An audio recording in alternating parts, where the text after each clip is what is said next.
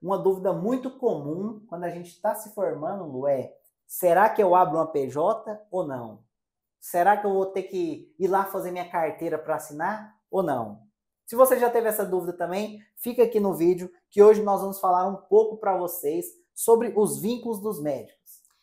Hoje o tema vai ser vínculos trabalhistas, né? E a gente vai falar um pouco sobre todos os tipos de vínculos que existem. Começando com o clássico CLT, que é aquela pessoa que vai lá com a carteirinha assinada. E dentro da parte médica, existe CLT? Existe. Só que se cobra valor, né, de pessoa física de imposto. Então, isso gira em torno de 27,5% do seu salário. É um valor de imposto muito alto. Só que quais são as vantagens do CLT, né? Ele te dá férias, ele te dá 13º, ele te dá FGTS, todos os direitos trabalhistas. Você tem direito a entregar um atestado, que vulgo, você acha que não é importante agora, mas em determinados momentos, todos isso aqui é importante. Porque se você não pensar nesses direitos, né, por exemplo, principalmente de férias, se você não organizar suas férias em outros regimes, talvez isso não vai ser tão efetivo. Então, escolher trabalhar CLT te traz uma segurança maior e te dá todos esses benefícios. Mas, em contrapartida, tem um imposto que, infelizmente, é muito alto, pensando no CLT, né? Lu, e a experiência mais próxima que eu cheguei do CLT era quando eu estava no Exército, e eu vou te falar a verdade. Ter as leis trabalhistas a seu favor é muito bom. Então, a questão de você ter todos esses direitos realmente é muito legal. Quando você tira férias e recebe férias, e foi uma das melhores sensações que eu tive. Depois que eu saí do Exército, eu não sei mais o que é isso. Mas é basicamente isso, né? O CLT é essa consolidação das leis trabalhistas, que é um vínculo bem mais raro para nós médicos, mais difícil de achar, mas dependendo de onde você vá, você ainda vai encontrar algo do tipo, né? Aqui, dependendo de algumas instituições, ainda cadastram médicos como CLT. Normalmente tem um processo seletivo, não é só chegar lá e ser contratado. Normalmente esses processos CLTs têm processo seletivo envolvido, então tem prova prática, entrevista, mas eles existem.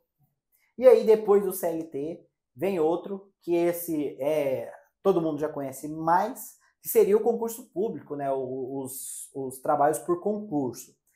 Um concurso, ele é aquele vínculo, geralmente, onde alguma empresa abre um edital de seleção, você presta o concurso e você é chamado por este concurso. Geralmente, você tem direitos bem parecidos com o CLT, sendo que alguma coisa ou outra pode mudar dependendo do edital que você prestar. Esse já é mais comum para médicos, então a gente vê mais concursos, inclusive tem uns muito bons que a gente sabe, com plano de carreira e tudo. Então o concurso é muito bom por essa questão de plano de carreira, de evolução e tudo, dependendo de onde você for prestar, mas também tem concursos muito ruins. Então não é porque é concurso que é bom. Tem uns que, aqui no nosso estado, por exemplo, teve uma época agora que abriu uns da prefeitura municipal, cara, era retardado, o salário era muito, muito abaixo. Então, era 4 mil reais para mais de 20 horas semanais. 4 mil reais sem os descontos, tá, gente? 4 mil reais bruto. Então, na prática, ficava 3 mil e alguma coisa. E aí, quando você pensa pro que é o preço praticado hoje em dia, tá muito abaixo, é algo que não valeria a pena. Eu mesmo não sei quem presta esse tipo de concurso. Em contrapartida, tem concursos muito bons. Por exemplo, do Instituto Médico Legal, que tem um concurso muito bom, com um plano de carreira muito bom. Tem Da os polícia, da né? Do polícia, exército. bombeiro, exército. Então, é Do concurso Senado também é um bom concurso. um dos melhores, né? Que tem a melhor carga salarial, né? E de direitos, mas todos esses outros que a gente falou têm os direitos. E uma das maiores diferenças é a segurança comparada até com o próprio CLT, porque Estabilidade, né? isso, estabilidade. A partir do momento que você é concursado o resto da vida. Mas é claro, tem que avaliar aí qual que é o recurso que você vai ganhar nesse concurso. Isso aí é para quem gosta daquela vida bem, bem estável mesmo. E aí, partindo para o próximo, seria o trabalhador autônomo, né? O trabalho autônomo, que esse é o que a gente mais escuta falar na faculdade. Você só escuta isso, né? O que é trabalhar autônomo? É uma coisa muito vaga, tá, gente?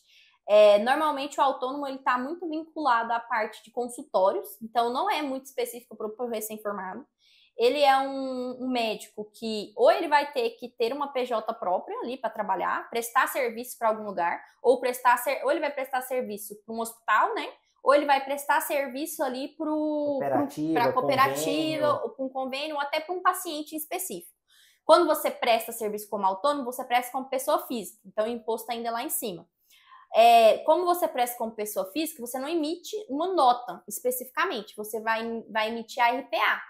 Além da RPA, você tem que também ter um carnê-leão. Então, tem tantas coisas vinculadas também à parte de pessoa autônoma que, dependendo do salário, não compensa. É muito melhor você estabelecer outros tipos de vínculo trabalhista, porque a quantidade de imposto junto aí ao RPA é muito grande. Então, tem que fazer uma comparação ali entre o RPA e a ter a sua PJ própria para fazer recebimentos e vínculos. Mas o autônomo seria isso, você como pessoa física receber sempre na pessoa física. Lembra, na pessoa física de base é 27,5% de imposto, tá? Então, além disso tudo, você tem que fazer um monte de documentação que prove que você é autônomo. Porque o médico, ele não pode ser MEI, tá? Médico não pode ser MEI porque é uma atividade intelectual não se encaixa em MEI. E aí, gente, a Lu até falou umas palavras difíceis aqui, né? Mas na lógica, o que a gente quer dizer é o seguinte: autônomo é muito burocrático, é mais difícil de você fazer essa manutenção e é muito caro. Então, o pessoal tem muito essa de falar que o médico é autônomo, mas talvez autônomo seja um dos vínculos que menos vale a pena. Então, você tem que avaliar muito bem o que você quer. E menos usado hoje também. Principalmente por quê? Porque tem o próximo vínculo que nós vamos falar, que é a famosa PJ.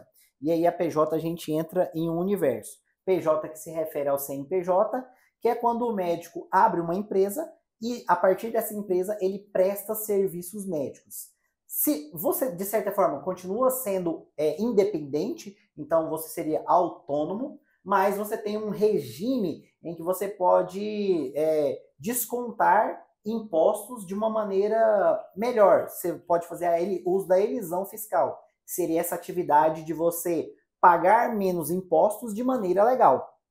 Sim, e aí pela CNPJ é quase como se você fosse empregado de você mesmo. Então você abre uma PJ para você, mas dentro da PJ você vai tirar Prolabore, que é o seu salário, você vai tirar INSS, imposto de renda, você mesmo se reorganiza ali e é muito mais fácil de você resolver porque o contador dentro de uma empresa, o regime é muito mais melhor estabelecido e menos burocrático para se resolver.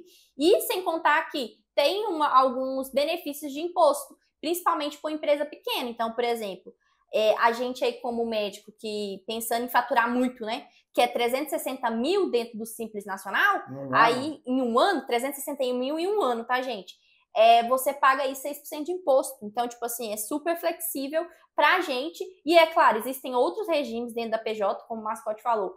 É um universo à par, mas só para vocês terem noção, assim, não que a gente também seja a favor da PJ, tá, gente? A gente tá explicando os regimes de trabalho e, assim, hoje é o mais comum e que mais protege o médico no quesito depois ali do CLT e do concurso público. Porque você é dono da empresa que vai pagar você. Então, isso faz muita diferença. Existem outros tipos de PJ, como o PJão, né? E aí, quando a gente leva isso para o PJão, que também é conhecido como Sociedade de Cota de Participação, que também é um regime hoje muito difundido e usado em muitos lugares, ele já é um regime que não te dá direitos trabalhistas, né, também. Ele é um regime de CNPJ, só que é assim. Uma pessoa X tem um CNPJ, tem um monte de gente dentro desse CNPJ. Você presta um serviço para esse CNPJ que recebe do hospital e depois ele repassa para você. Se ele vai te passar se foi pago os impostos de renda, se foi pago o INSS, se foi pago tudo, vai ser outro rolê, porque não necessariamente a empresa que está ali por trás vai te dar toda a documentação. Então isso para a gente é muito ruim. Outra coisa, esse tipo de regime ele não deveria nem existir na prática, porque ele tem várias nuances ilegais dentro dela que, se você denunciar, podem gerar vários conflitos. Mas hoje, como inclusive que o Mascote falou de elisão fiscal, é uma forma que grandes empresas acharam de poder controlar isso. Então acaba que o dinheiro passa na mão de mais gente. Você está lá no hospital, o dinheiro passa na mão do município, aí depois vai para a gestão do hospital, ou para a OS que gera o hospital, aí depois vai para essa empresa para depois chegar na sua mão. Então, tem uma pagação de imposto aí bem grande, né? Passa por várias cadeias até chegar ali na mão de obra de quem foi e dentro disso você perdeu esses direitos que eu te falei. Então, numa sociedade de cota de participação, PJ, autônomo, se você não for trabalhar, você não recebe. É na mesma condição de tipo, você não tem férias programadas, você precisa programar suas férias, né, Mascote?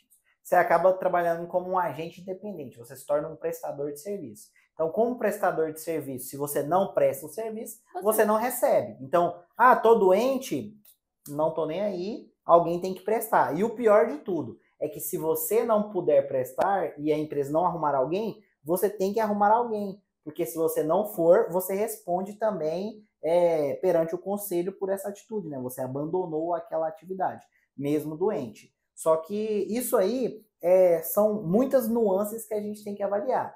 E aí o maior ponto que a gente sempre fala a PJ é muito valiosa por conta da elisão fiscal. Se você fizer um comparativo aí, de maneira bem cru para dar uma explicação para vocês, digamos que R$10.000 como autônomo, você pagaria R$ 2.750 de imposto. Enquanto R$10.000 na PJ, se você for pagar só os 6%, é R$600 de imposto, mais o seu Prolabore, que tem o imposto de renda, o INSS, que deve dar aí mais uns R$500. Então, de 2.700 você vai gastar uns R$1.100, entendeu? Então, essa diferença é muito gritante quando você olha isso. E aí você tem que ver se vale a pena para você financeiramente ou se todo o aparato do regime também não te favorece, porque isso também é importante. Então, é uma das coisas que a gente precisa avaliar antes de aceitar o emprego, sobre como você vai depois declarar isso. Porque, independente do regime, lembre que você vai precisar declarar isso no imposto de renda. Declarar não significa pagar, mas muitas vezes, se você declarar errado, você vai ter que pagar lá na frente. Então, o que adianta você pegar um plantão agora, que pareceu que você recebeu R$1.000, mas você chega lá no imposto de renda, você vai ter que pagar isso daí como um autônomo, que isso pode acontecer também. Então, é muito importante a gente entender nosso regime de trabalho para poder escolher, né, o que mais combina ali com a gente e como a gente vai declarar o imposto de renda no futuro. E nos programar, já que se você for um trabalhador autônomo, dependente de CNPJ, você vai precisar se programar financeiramente para tirar férias. E entra dentro de um outro tema que a gente sempre fala aqui, que é o planejamento financeiro. Então, você vai ter que planejar para caso aconteça alguma coisa com você, ter uma reserva, pensar se você quer tirar férias, quanto vai ser essas férias, como você vai trabalhar para ter dinheiro na época das férias. Né, mascote? E isso que a Lu falou é muito importante, gente, porque o planejamento ele vem como a cerejinha do bolo sobre isso. O tema realmente ele é muito complexo. Mas qual que é a função do planejamento? O planejamento, a função é desmistificar o tema e fazer aquilo que é melhor para você. Então, cara, se você pensar aí que a gente deu esse exemplo bobo, por mês você acaba tendo um saldo positivo aí de R$1.000, em um ano é 12 mil a mais, pelo simples fato de você entender. E a função do planejamento é essa. Esses 12 mil, às vezes, é o mês que você não vai trabalhar para tirar de férias. Justamente. Então, tenha um planejamento. E se você precisar de ajuda com o seu planejamento, pode mandar uma mensagem para a gente lá no Instagram, ou deixa um comentário aqui, que a gente te apresenta o prognóstico financeiro, que é a nossa solução para poder te ajudar a desmistificar e que você saiba usar melhor esses vínculos empregatícios para você poder sobrar mais recursos no seu bolso, que é onde ele deve ficar. Até a próxima!